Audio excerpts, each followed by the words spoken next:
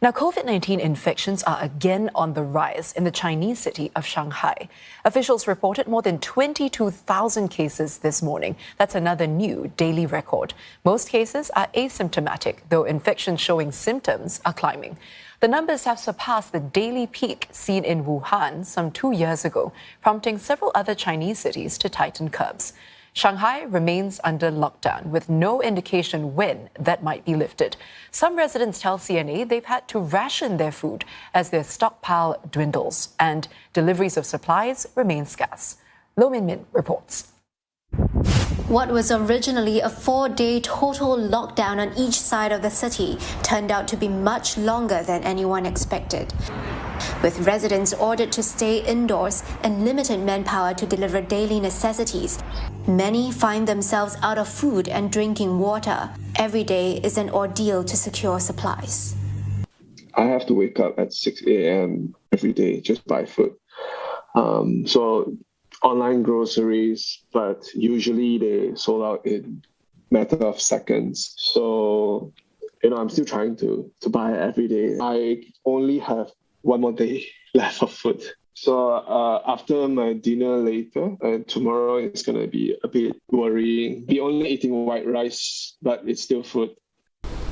Many residents are now taking things into their own hands, setting up group chats with their neighbors to compile orders and negotiating with vendors they know to send bulk delivery. Subgroups have been coming out to then support each other because the larger groups, or these chat groups are quite large and there's a lot of stuff going on there.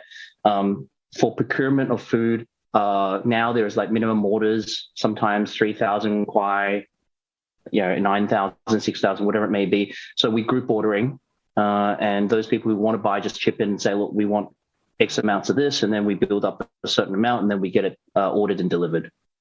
Most shops and supermarkets are closed during the lockdown.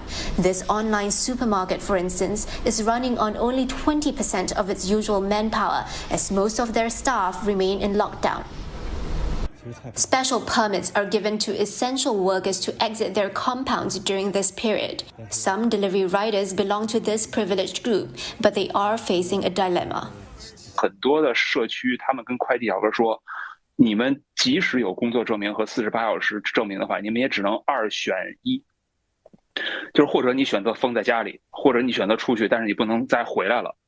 那时候说的是4月5号前，所以有很多快递小哥其实是住在外面，然后就是条件非常差，然后第二天再去送东西，然后天天吃方便面什么的，其实他们的日子非常苦。Mr. Yu's compound was kind enough to let him work and return home every night with a special permit. Even then, the workload is relentless. 4月2号全职做这件事的时候，订单那个响声就没断过，就一直进来，一直进来。For those persevering at home, patience is fast wearing thin. Survival is on the line.